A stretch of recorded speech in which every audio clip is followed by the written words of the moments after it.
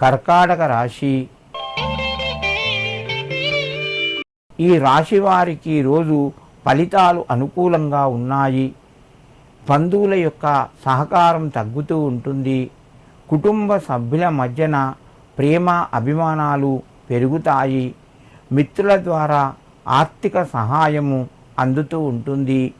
వ్యాపార రంగంలో మధ్యమ స్థాయి ఫలితాలు ఉన్నాయి.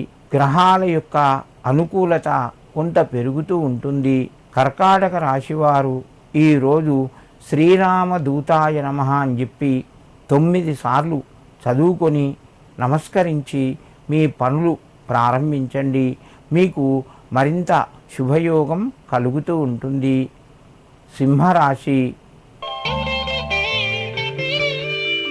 ఈ రాశి వారికి రోజు మధ్యమ స్థాయిగా చెప్పవచ్చును. కొన్ని సమస్యలు మీకు తలనొప్పిగా మారే అవకాశాలు ఉన్నాయి. తొందరపడకుండా ఇతరుల యొక్క సలహాలు తీసుకోండి. మొత్తం నేనే నిర్వహిస్తాను అన్న ధోరణి మానుకొని పెద్దలు అనుభవజ్ఞుల యొక్క సలహాలు పాటించడం వలన మీకు కొంత ఊరట లభిస్తూ ఉంటుంది. చేసే పనుల్లోపట ఆటంకాలు కూడా తొలగే అవకాశాలు ఉంటాయి. కుటుంబ సభ్యుల మధ్యన సామరస్యంగా గడుపుతారు.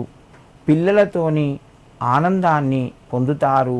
సింహరాశి వారు ఈరోజు ఆంజనేయ స్వామికి సింధూరాన్ని సమర్పించి 41 తమలపాకులు మాలగా చేసి స్వామివారికి సమర్పించండి.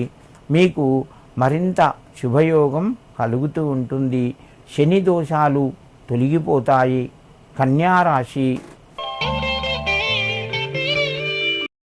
ఈ రాశి వారికి రోజు మధ్యమ స్థాయిగా చెప్పవచ్చును. మానసిక ఒత్తిడి పెరిగే అవకాశం ఉన్నది. ఆరోగ్యపరంగా కొన్ని జాగ్రత్తలు తీసుకోండి. దూర ప్రయాణాలు వాయిదా వేసుకోవడం మంచిది. మిత్రుల ద్వారా మీకు కొంత సహాయం అందుతూ ఉంటుంది. కుటుంబ సభ్యుల మధ్యన సామరస్యం పెరుగుతూ ఉంటుంది. విందు వినోదాల్లోపట పాల్గొంటారు.